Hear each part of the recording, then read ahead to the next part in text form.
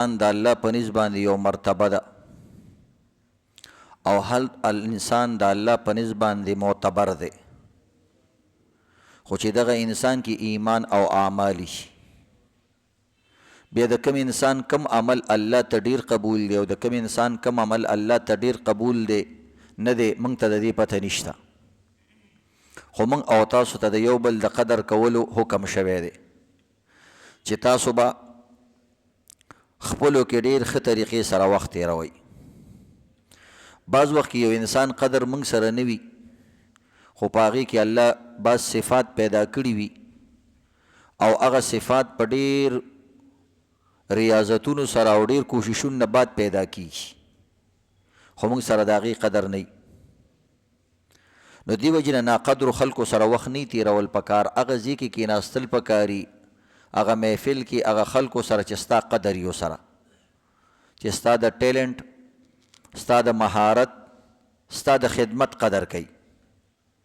چې ناقدرو خلکو کې کېنې نو خپل قدر انسان ته په خپله ورکېږي دی او هغوی ورته بار بار خبرې هم کوي چې ته په هېڅ کېنې نو انسان دې سره ډېر بې همته کېږي، او چې با همته خلکو او قدردانو خلکو سره کېږي نو د انسان عزتمندو جذبات اوچتېږي، حوصلې اوچتېږي دې سره، او ښه خلک د انسان جذبات اوچتوي. الله رب العزت هم یو صفت دی قدردان، ان الله،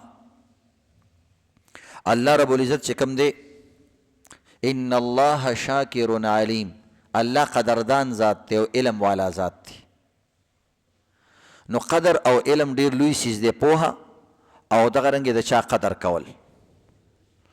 که عزتمندو د یو کاڼي قدر دی وکړو، په لاره کې پروت و ځان سره سنبال کو، سبا په دیوال جوړولو کې د پکار راځي. دغه رنګې که یو خزله یو لرګی دی د لار نه اوچته کو، سبا به ګیس نه وي، بجلي به نه وي، د اور بلولو پکار دی راځي. هر یو سیز که د لارې نه د یو بل داسې شی اوچت کو عزتمندو، که نور هېڅ نه وي په کباړ کې خرڅېږي، پیسې دله کوي. نو د هر یو سیز خپل مقامي او هغه مقام کې عزتمندو هغه به په کار راځي. اوس یو مالداره سړی دی، هغه په خپله کور نشي جوړولی، یو غریب مزدور به ځان سره نیسي. نو که د مزدور غریب مزدور ته قدر نه کې نو بیا به کور څنګه جوړې، دکان به څنګه جوړې، خټې لوټې به څنګه کې. نو الله رب العزت د هر څیز دپاره خپل رجال، خپل کسان پیدا کړي. لکل فن رجال، د هر فن د هر کار دپاره خپل سړي، نو د هغوی به ته قدر کې. دې وجې نه عزتمندو په دې بار ملکونو کې د دې غریبانانو مزدورانو ډېر قدر کوي او ډېره خرچه پې کوي او ډېرې پیسې هم وله ورکوي.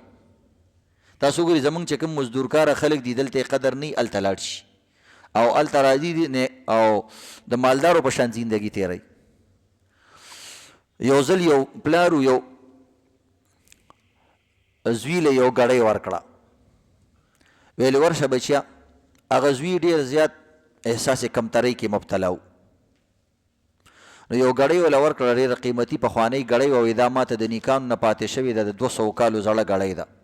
وایي ته ورشه زرګر نه د دې د قیمت تپوس وکړه. هغه زرګر له لاړې، هغه ورته ویلې دا څیزونه خو اوس بازار کې نه خرڅېږي، خو زه زوړ شی دی زما خوښ شو، 50,000 روپۍ به دله درکړم. خو پلار ورته ویلې خرڅوی مو، صرف قیمت تپوس یې وکړه. 50,000 روپۍ قیمت هغه وګرځو. بیا لاړې، پخوا به د ګرو دوکانونه و چې یو پیسې به ستا په کار وي، تا به ورسره یو شی ګرو کې غوښتو، تاله به پیسې درکولې. نو دا هغه د ګرو دوکان ته لاړې، ویله زما څه پیسې په کار دي، هغه له څه شی به را سره ږدې. نو چې څومره به تا قیمتي څیز کې غوښتو، ډېرې پیسې به دله هغوی درکولې قرض. ویل جي دا ګړۍ ده، وایي په دې ګړۍ به در 1500 روپۍ قرض درکړم، د دې نه زیات نه درکو، ځکه که سبا به قرضداري پیسې نه شو ورکولی نو هغوی به هغه شی خرڅ کو، ځان له به د پیسې وصولولې، نو د هغې مقدار باندې بیا تا سره قرض کو. ویلې زه مشوره کوم. بیا عزتمندو دغه رنګې سبزۍ والا له کور خو والله ورلی، هغه ورته ویل وروره دا خو زموږ شی نه دی، په دې څوک څه کوي، دا خو زوړ شی دی، چېرته کباړ کې خرڅ کا. که یو پلیټ کلولو ته دې زړه کېږي خیر در باندې به وخورو، خو دا خو څه شی نه دی. بل ورته یو بادرنګ به دله درکړو که بادرنګ ته دې زړه شوی. هغه ویل نه، بادرنګ مې په کار نه دی، خو به د دې تپوس مې کوو. ویل د دې څه نیم سیر ټماټر به دله درکړو که کور کې دې په کاري.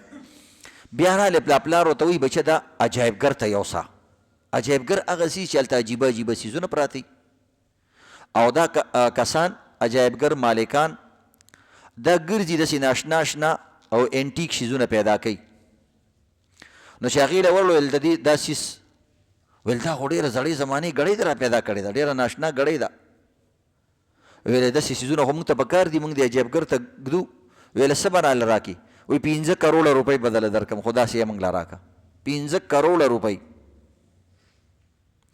نو بهرحال واپس چې رالی نو دې زوی ته دا پلار ورته وایي چې بچه څه پوه شوې هغه ویل اوس پوه شومه چې د انسان قدر هغه ځای کې وي چې قدردانو خلکو کې پروت وي پیژنګلو خلکو کې چې ستا په ټیلنټ ستا په تعلیم یا ستا په خدمت یا ستا په کسب ته کسبګر یې او په یو څیز پوهېږې نو چې کوم کس ستا په هغه فن باندې پوهېږي هغه به ستا قدر کوي دې وجې نه دې کې د علماو دپاره طلباو دپاره دکاندارانو ټولو دپاره چې کوم دی لوی عبرت دی یو دکاندار دی هغه د توک سودا خرڅولی شي نو هغه له پرچون وخت کې ځان ضایع کول هسې فضول کار دی پرچون کې همدغه سوداګانې دي دغه دردسر دی وروره لس واله او لس ماله او تا ته مې قرض او کله جنګ کله جګړه دا قیسې شته دی کې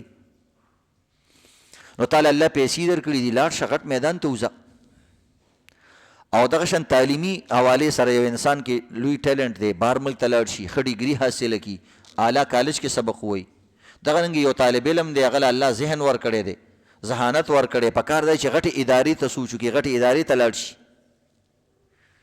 ضروري نه ده چې شاګرد عزتمندو کمزوري استاد هم کله نه کله کمزوري استاد ته هم پته نه لګي چې دا سړی څومره قیمتي دی نو د خپل بازار ته به عزتمندو ځان رسې که هغه د علم بازار دی که د رزق بازار دی که د دکاندارۍ بازار دی یا تا کې هر قسمه مهارت دی هغه سی به او هم هغه ځای ته وړې نو د هغې قدر به پیدا کړي بل عزتمندو یو څیز به ښه طریقې سره شو کیم بعض وخت کې موږ کې یو څیز پروت یو خو موږ یې صحیح طریقې سره پریزنټ کولی نه شو بل سړي ته پیش کولی نه شو چې دا شی دی دا شی دی دې کې دا نو دا هم ډېر ضروري وي عزتمندو ګوره یو اوبه دي که نه دی بار بمبې ته یوسه د جومات اوبه دي ګوره فری میلاویږي مخامخ بار بمبه لګېدلې ده په غلا باندې هغې کې هم فری میلاویږي کلول کور خو والا سره چې ګیلاس نیمه اوبه څکي فری میلاویږي خو همدغه اوبه دي د پلسټک عزتمندو په بوتل کې واچوه او سر پې فټ کا او یو نوم پې ولیکه مسټر فلان بس وروره په پیسو خرڅېږي هم په دې یو بازار کې هم دې دکاندار سره فری اوبه هم میلاویږي هم هغه اوبه په پیسو میلاویږي نو د دې وجې نه عزتمندو قدردانو خلکو له به ورځي هر اعتبار سره دې وجې نه علماو هم لیکلي دي چې نااهله هلک ته یا داسې طالب علم ته چې هغه په څه پوهېږي نو بس هغه ته یې وروره کار کوه د دې په ځای کار وکړه یا تبلیغ کې وخت ولګوه دا علم په ده مه ضایع کوه ځکه هغه پورې نښلي نه غوړ منګی دی نو اثر پورې نښلي نه د هغه هم ټایم ضایع کېږي د استاد هم ټایم ضایع کېږي نو بیا عزتمندو د خپل میدان ته لیږل پکاري بعضې کسي تعلیم نشي حاصلولی خو هغه عزتمندو د کاروبار زمری په کاروبار کې هغه شیري هغه له چې کوم دل جګر الله ورکړی توکل نه الله ورکړی نو هغه اوس د علم په میدان کې په کار نه راځي هغه عزتمندو د دنیا په میدان کې په کار راځي څنګه چې موږ ته عالمان په کار دي نو موږ ته مالداره کسان هم په کار دي چې هغوی ډېر زکات ورکوي او خلکو غریبانانو عزتمندو مرسته کوي د خپلو عزیزانو رشته دارانو مرسته کوي داسې کسان هم په کار دي موږ ته دغه رنګ عزتمندو کوم موږ ته چې قاریان په کار دي نو بل طرف ته موږ ته عزتمندو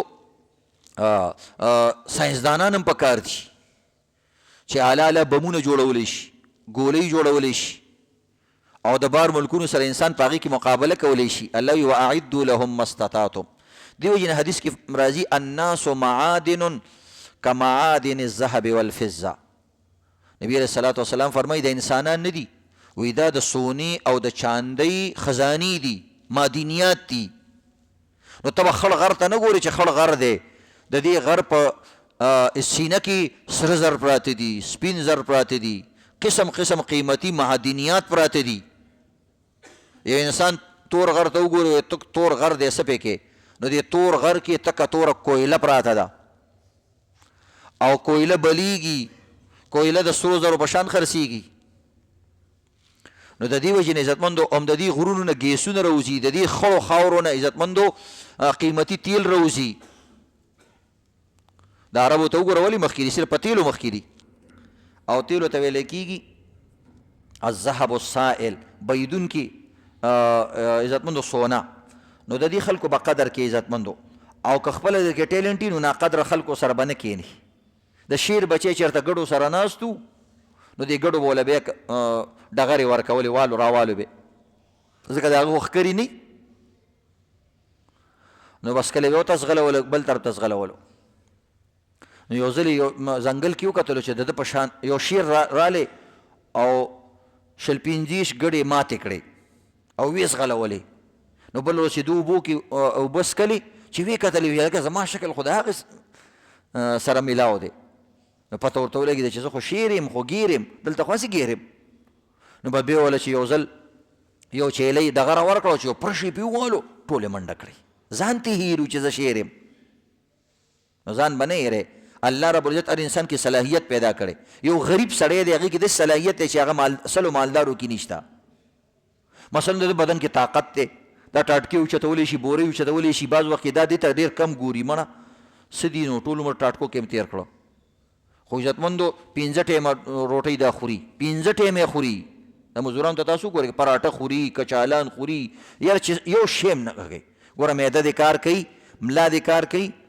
او مالداره سړی چې ښځې سره لاړ شي او چې صرف بازار کې عزتمندو خریداري وکړي، شاپینګ وکړي، هغه 2 وړې وړې شاپرې لاس کې نیولي چې کور ته راشي لاسونه یې بیا خوږېږي. او ته الله باډي بلډر پیدا کړی. ته 3-4 ښځې هم کولی شي او دغه رنګ بورې هم اوچتولی شي، هر قسم مال هم ازمولی شي. دنیا خو خلک ګټي هم د دې مال لپاره. نو که ته پیاز دي خو په نیاز دي، کلول دي خو ښه مزېدار یې خورې، شوق سره یې خورې. نو نور د خدای نه څه غواړي چې یو معده دې کار کوي، دا هم غټ شی دی. تاسو د مالداره خلکو سره کښېنئ، بیا به درته پته ولګي چې کله دا ټول ښه خوراکونه هغوی ته کېدي او دله چې کوم دی اوبو کې پخ شوي ټیپر مخې ته کېدي او هغې په چمچ خوري، نو بیا به تاله دغه درشي چې هلکه د دې نه خو کلول ښه دي. او په میاشتو میاشتو باندې دغه ټیپر خوري، صرف ټینډې خوري یا صرف ټیپر خوري، یو شی خوري په میاشتو میاشتو باندې. نو بیا به دله قدر دشي چې وروره دا د ګندویڼ په غاړه چې د بېکاره تیکې خوري، خو د هغې چې کوم خوشبو او کوم خوند دي او تاله خوند درکوي، تاله الله په هغې کې چې کوم دی ښه مزېدار خوند دي خیر دی. بهرحال عزتمندو دغه شان عزتمندو دویمه مسله دا ده، زمونږ او ستاسو کې چې کوم ټیلنټ الله ایښی دی، په هم په هغه ټیلنټ کې او هغه مهارت کې د بل مدد کوئ. دا اساني. مثلا ستا د کپړې دکان دی، هم د کپړې دکان کې د خلکو مدد کوه. ستا د خوراک دکان دی، به د خوراک شی نه خلکو له ورکوه، په دې کې دا ستا عبادت جوړېږي. نور عبادتونو ته ډېر زور مه کوه نفلي کارونو کې. بعض وخت یو کاري هغه تا سره د هغې درجه د هغه بل نه ډېره اوچتوي، خو د انسان ته د خپل کار لږ سپک ښکاري. زموږ یو مولوي صاحب و، نو هغه وایي دا خلک ډېر عجیبه دي. وایي سیوان والا ته به ودرېږي، د ګاډي باندې بیا سیوان لګولي، تا ته به وایي کاوس کې، هلکه کاوسه کې خو یو دانه سی ورکه که نه، یو دانه مالټه ورکه. همغه مالټه والا سپینه کوي مولي صاحب دا والا، قاري صاحب دا والا، چواري دي، ممپلي دي، هر څه دي. زموږ به مې کاوه په 80 روپۍ ده، او عزتمندو دومره چڼې چې کوم دی ټولې د 15-10 روپو جوړېږي. خپل سیس کې کول پکار دي. د دې نه موږ نه کار خراب شي، موږ پردي کارونو کې کار لرو، نور نوافل بعضې کارونه موږ ته ښه ښکاري. لکه مثلا یو ځای کې بیان شروع بعض کس نفل کوي، دا اوس کم ساده سړی دی. ځکه که د علم مسله دې یاده کړه، د دې 2 رکعاتو نفلو نه قیمتي ده او ثواب یې زیات دی. چا چې یو باب د علم یاد کو، نو دته د 1000 رکعاتو د نفلو ثواب ملاوي. او ته په 10 ورځو کې، په یو کال کې به هم د 1000 رکعاته چېرته نه کړي. سادهګانې عزتمندو. دې وجې نه یو کمرانو د هغه یو ځل حج ته زړه وشو چې زه حج کوم، او حج ته د هر چا مینه ده. د چا به مینه نه چې د الله کور وګوري، د پیغمبر زیارت وکړي، دې سره به د چا مینه نه. بیا چې کمرانې وسم دې کېږي، طاقت هم دې وي، پیسې هم د سره ډېري، نور هم دې زړه کېږي، او پخواني بادشاهانو اعمالو سره ډېره مینه هم لرله. خو هغه وزیرانو او هغه عوام ورته ویلې چې تا له حج له نه دي تګ پکار.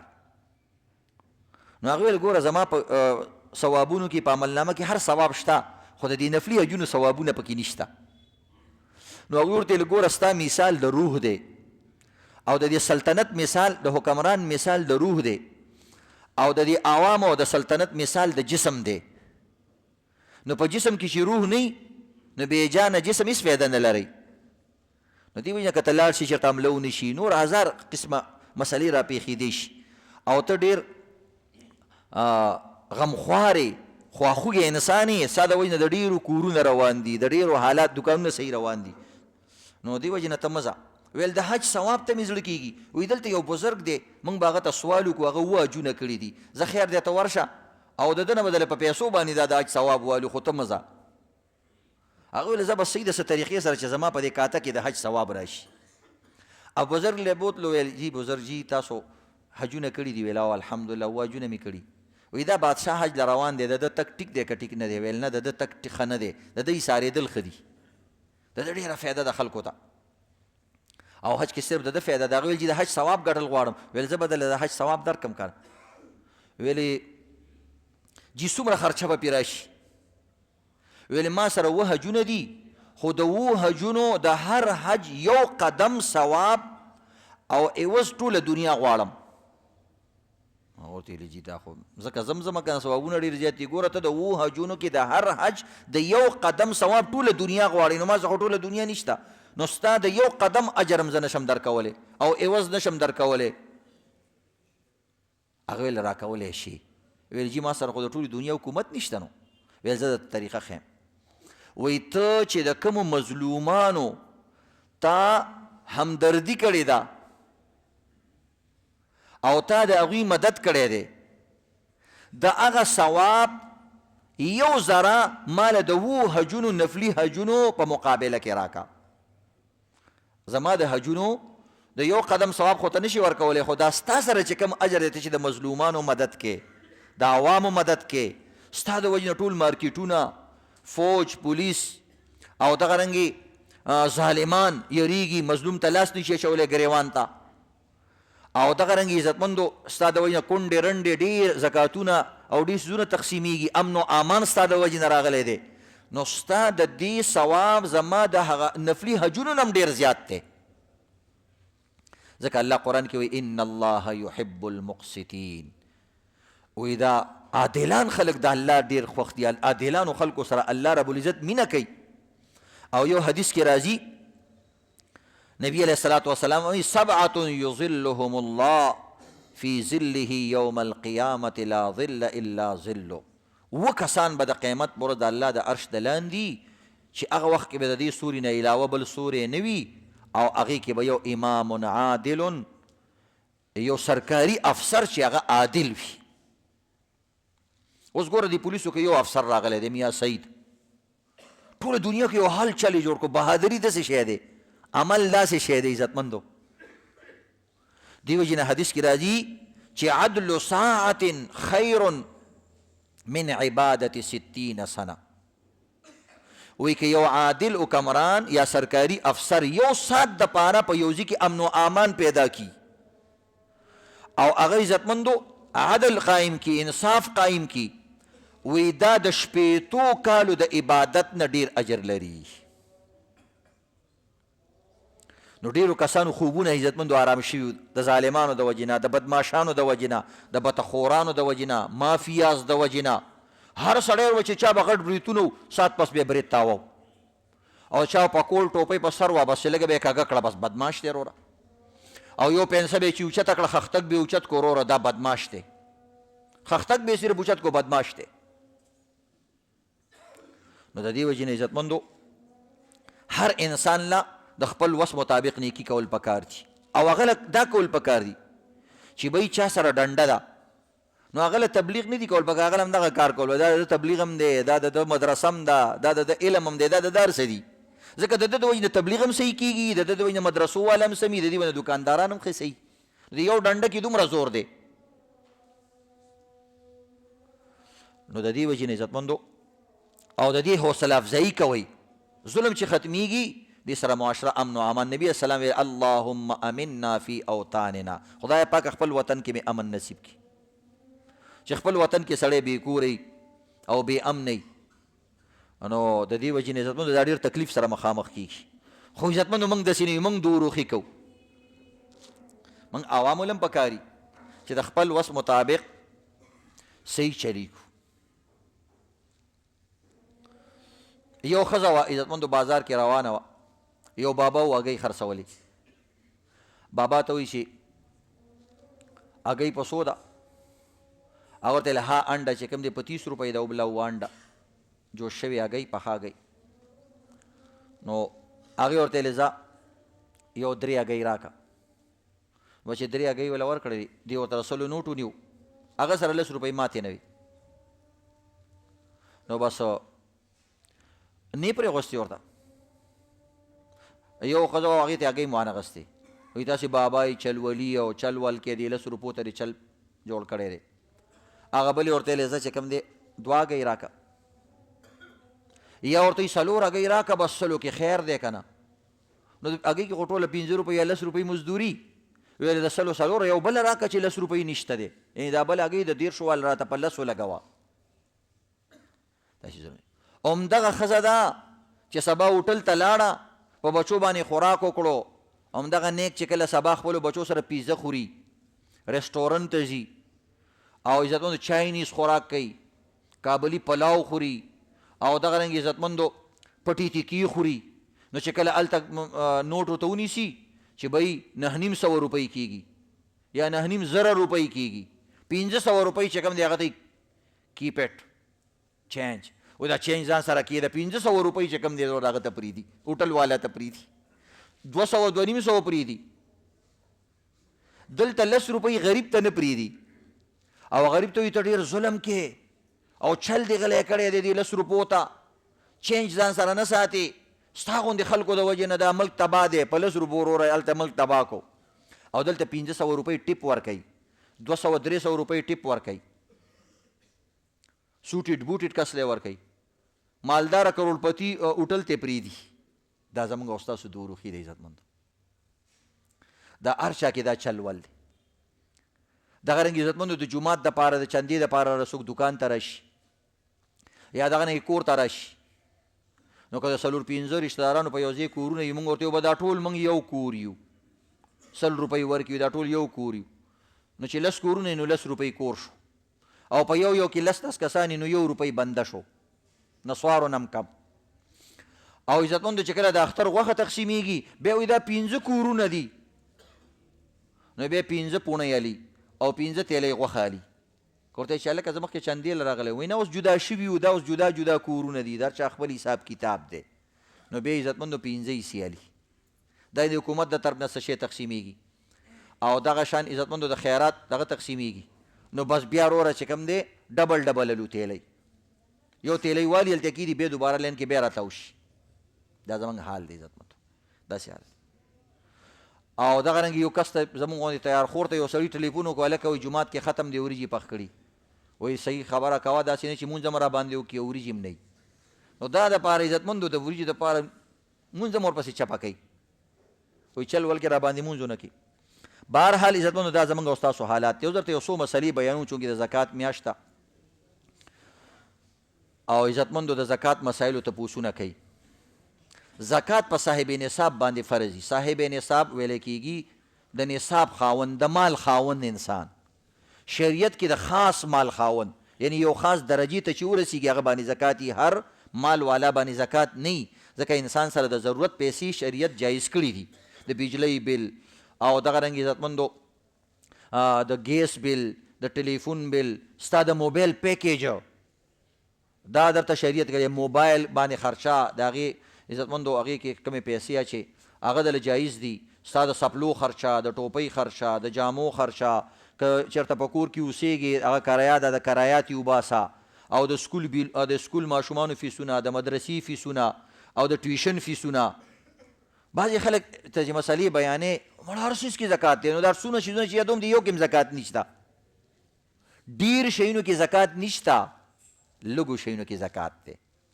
بیا دا یاد لرئ ټول مال هم زکات کې ورکول نه وي، د مال 40 حصه ورکول مره مه سا والا زکات دی او زکات دی او زکات دی. بل خاص مقدار ته چې ستا مال ورسي په دې وخت کې چې 4 لکه روپۍ چا سره وي 4 لکه روپۍ د نن تاریخ مطابق نو 4 لکه روپو نه چې چا سره کمی او عزتمندو د باندې زکات نشته د پیسو اعتبار سره او نور عزتمندو 4 څیزونو کې زکات وي یو د سونا خو چې هغه خاص مقدار ته ورسیږي دویم د چاندي چې هغه خاص مقدار ته ورسیږي دریم د نقدي روپۍ کرنسي چې د هر ملکي خو چې خاص مقدار ته ورسیږي څلورم تجارتي مال یعنی کوم شی چې ته خرڅې په هغه کې زکات وي خو چې خاص مقدار ته ورسیږي څومره مقدارونه دي که کوم انسان سره صرف سونه ده دا یاد لرئ صرف سره سونه ده نو دا سونه یعنی نقدي روپۍ سره نشته دا 4 وړه مالونه به یادې دا نور 3 شیونه سره نشته صرف سونه ده سره نو په دې کې شریعت غاټ نصاب یې خیره ونیمې تولې که وتولې په باندې وتولې تا سره سونی او نقدي روپۍ د سره نشته چاندي د سره نشته تجارتي مال د سره نشته دی تا باندې زکات نشته نو وله چې په 4 لکه کې ضرب ورکې نو 7 چارې 28 نو تقریبا 10 لکه روپۍ شوې خبره وشي البته پیسې او یا چاندي ده چاندي زمونږ عالمان څوک یې سونې تاړی څوک یې چاندي تاړی څوک یې پیسو تاړی نو د دې وجې نه عزتمندو چاندي بیا ځان سره مه ساته نقدي روپۍ ځان سره مه ساته د ضرورت په طور ځان سره ساته او چې پیسې راځي بس سونه پې اخله چې کوم اضافي پیسې سره جمع کیږي او چې د 7 تولو نم زیاته و نیمو تولو نم زیاته شو 10 40 لکه روپۍ تا سره راغلې اوس هم زکات نه ورکې او ښځه وایي زه غریب یم او ته وایې زه غریب یم نو دا مالداره به بیا ویې چاته نو عزتمندو دا یاد او کوم چې هغه غټ مالدار دی هغه زکات د سره پیژني هغه ته زکات پیژني نه نو دا زکات به ورکوي څوک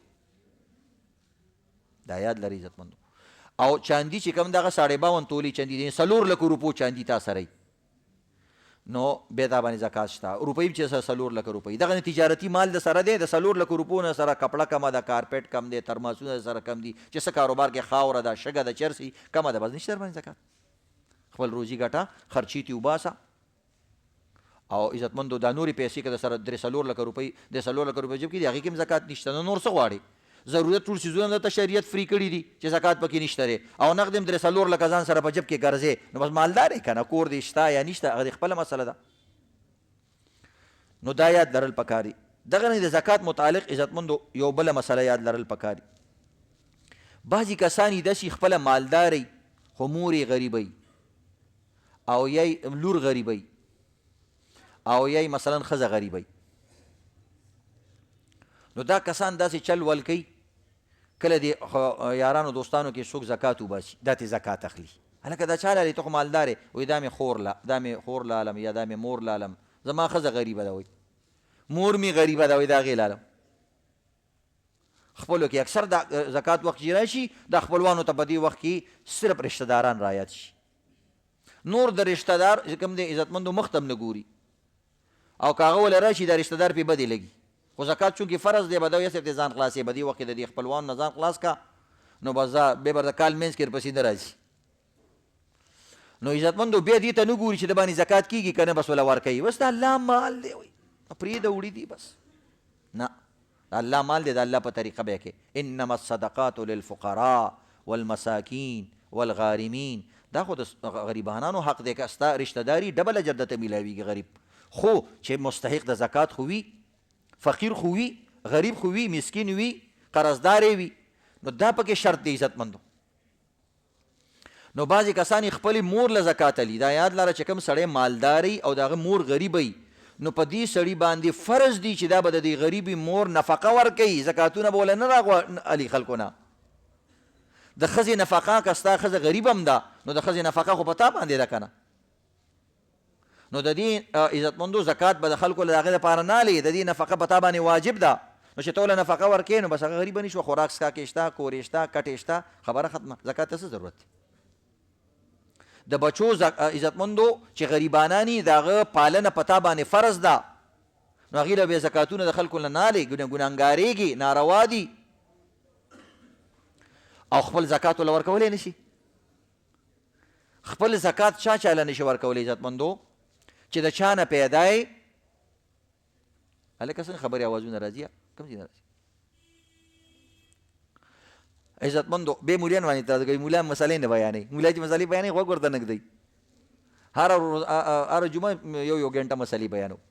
بهرحال دې رشتوله زکات نشي ورکولی چې د چا نه پیدا یي، څوک د نه پیدا دي، ښځه خاوند او مالداره، دله زکات نشي ورکولی، او سید له، 5 قسمه خلکو له زکات نشي ورکولی. خو د دې مالداره مطلب دا دی چې دغه صاحب نصاب 4 لکه روپیو سره وي یا د دغې برابرو سره وي. که د دې نو سره کمی بې ګنجایش لري نو دې له نشي ورکولی. دویمه مسله دا د عزتمندو بعض وخت کې کور کې زمونږ او ستاسو د پښتنو طریقه دا ده چې د کور کم مشر اکثر زکات هغه ورکوي، که هغه پلار کله روري کله ترې د بعضې قومونو مشر، نو هغه وایي جي زمونږ کور کې مثلا 15 تولې کالی دی، وایي د دې څه زکات شو. نو بعضې صورتونو کې په دې 15 تولو باندې زکات نه راځي، 15 تولو باندې هم بعض صورتونو کې نه راځي، بعض صورتونو کې عزتمندو په 20 تولو هم نه راځي. نو د دې وجې نه عالم له پکار چې هغه نه تپوس وکړي چې تا سره دي، نو اکثر هغه د ورندارینو ټول راجمع کړي، نه جي یو ورندار سره مې 4 دي، بل ورندار سره مې 5 دي، بل ورندار سره 6 دي، او بلې خور سره هم دومره دي. نو دا یاد لرئ چې زکات د هر چا په خپل سر فرض وي، ورکولی بل شي خو فرض کېږي به هله چې هغه سره خپل مقدار پوره وي. نو 4 تولې خو مقدار پوره نه دی که نه، نو په دغه ورندار باندې زکات نشته چې هغې سره نوره چاندي او نقدي روپۍ او تجارتي مال نه وي، هغې باندې نشته. دغه بل خور سره د 15 تولې دی خو هغې سره دا نور شی نه نشته، په هغې هم نشته. د بلې خور سره د 7 تولې دی یو ورندار سره، په هغې هم نشته. نو د کور په مشر باندې د دې ټولې سونې زکات نشته. ها په دې ښځو کې چې کمې ښځې سره 9 تولې وي یا کمې ښځې سره د 9 تولو نه کمې دي خو نقدي روپۍ مو چاندي مو سره شته، نو د حق ښځې زکات صرف د هغې په خپل سر فرض دی، خو که رور یې ورکوي، که پلار یې ورکوي، که ترې ورکوي، ممانعات پکې نشته، بل یې ورکولی شي، خو په هغوی لازم نه دی. نو دا ګوره یو اهم مسله درته معلومه شوه. نو بعض وخت کې چې ډېره سونه د ډېرو کسانو راجمع کړي نو هغه د 9 تولو نه زیاتېږي، نو انسان وایي زکات پې شته، خو چې هغه جدا جدا کس باندې ډیوایډ کړي، تقسیم کړي، نو بیا پې زکات نه وي. دویمه غلطي زموږ خلکو دا د عزتمندو د زکات په حوالې سره چې اکثر کور کې مشر وي، نو بس هغه مشر زکات ورکوي، خو هغه چې سره چې خپله کومه پنګه وي بس هغه عزتمندو حساب کړي د هغې ورکړي. نو چې کشر نه تپوس وکړي هلکه زکات ته ورکوې، جي زما پلار یې ورکوي، نو ستا پلار ته خو تا چې هغه بیل انلاین کاروبار شروع کړی د هغې پته خو ورته نشته دی که نه، و چپ شه مولي صاحب پلار ته مې ونه وې، نو ستا پلار ته خو د هغې پته هم نشته چې تاسو دا کاروبار دی، نو د دې زکات به څوک ورکوي؟ نو دې غریب ته پته نه وي، دا وي چې کور مشر زکات ورکوي، نو چې کور مشر ستا د مال زکات ورکړي بیا صحیح ده، خو ستا خو مال پټ ساتلی دی که نه، چاته پته نشته دی. نو خیر دی که سړی خپل مال پټ ساتي، د پلار نم د رور نم دا ساتلی شي، څه مسله نشته دی، خو چې شریک مال نه شریک مال نه او تا په خپلو لاسو مټو باندې ګټلی او په خپل هغه باندې خوارۍ طاقت باندې دې ګټلی، نو ضروري نه چې د پلار ته ما سره دومره پیسې دي، بلکې نن سبا نه ویل بهتر دي. ها د موخې په مخ کې ځان دغه بزدله کوم او ځان نه چې کوم دی قمقل مه جوړه، هغه وخت کې خرچه کوه او هغه کې لګوه، ځکه پیسې خلک هم د دې دپاره ګټي، داسې نه چې هغه ټایم کې پلار دی بیماري اپریشن او ته دا خو زما دي، او وروره پلار دی پکې چپه شي لاړ شي، نو تا پلار دې وخت کې به کار نه رالی، تا نه به انشاءالله خپل بچي په دې ژوند باندې په دې ځوانۍ کې به یې نه پټوي، درته وایي غله راغلي وو لاړ مال یې ویوړه او غل دې همدا زوي، بیا به څه کې؟ نو د دې وجې اوس زمانه بدله ده، پخوا به خلکو یې ډیوې لاندې تیاره ده، اوس جدید زمانه ده، د راډ د پاس هم تیاروي، بر دی و د بر ځای تور دی و، ته ګوره او د راډ د پاس هم تیاروي، نو حساب کتاب جدا شوی دی عزتمندو، نو ځان به دغه ظلم به نه کړي. نو بهرحال ته د خپل حساب کتاب خپل وکړه، که 4 لکو روپو ته رسي ته خپل زکات ورکوه، 40 روپۍ د 40 تقسیموه چې څومره روپۍ 40 تقسیموه به دغه زکات جوړېږي، آسان حساب کتاب دی. بل عزتمندو زکات کې نو چې مشر یې ورکوي که هغه د ټولو حساب کتاب کوي بیا صحیح ده، که نه کوي دا سړی به خپل حساب کتاب کوي، نو خپل عزتمندو دغه وکوي حساب کتاب. تاسو کې ډېرو کسانو ګورئ موږ نه تپوسونه کړي، هلکان موږ ته معلوم دي، بیا پلارانو ته ښایو چې هلکه ده سره ګورئ پنګه ده، نو بس بیا ځان لاسې کار مه ګورئ، نو بس په خپل حساب کتاب خپل وکوئ، موږ چاته حل نه وایو، پوه شوئ. بله مسله دا د عزتمندو بعضې کسان داسې کوي چې زکات ورکوي په دې کې دا کمزوري کوي، جي زکات چاله ورکوي؟ جی کونډو رونډو له چاله زکات ورکوي؟ جی بس بازار کې خلکو تنګ کړي دا ملنګان راځي به دوی له ورکوو، نو دا زکات نه عزتمندو، دا ځان د بچ کولو طریقې چې به دا ملنګ څه طریقې سره لاړ شي، دا یاد په دې وخت کې پېښور ملنګانو له پیسې ورکول دا بعض عالمان وایي حرام دي، ځکه زکات خو پې بالکل نه ادا کېږي، خو دا صدقه هم بعض وایي نه ادا کېږي. ځکه صدقه به داسې کس له ورکې چې د هغه څه په کار خو راشي، هغه سره ستا نه ډېر مال دی. ته دا پرتوګ له وګوره، ولا دومره په دې پرتوګ کې دومره غټ غټ جوبونه کړي، نو حیران به شي. او دوی دا پیسې ډېرې سنبال کړي. نو د دې وجې نه عزتمندو دیني مدارسو کې غریبانان طلباو 3 ټیمه خوراک کوي، هغوی له ورکوئ. خپل رشته دار کې چې کوم کس پیژنې هماغه له یې ورکوه.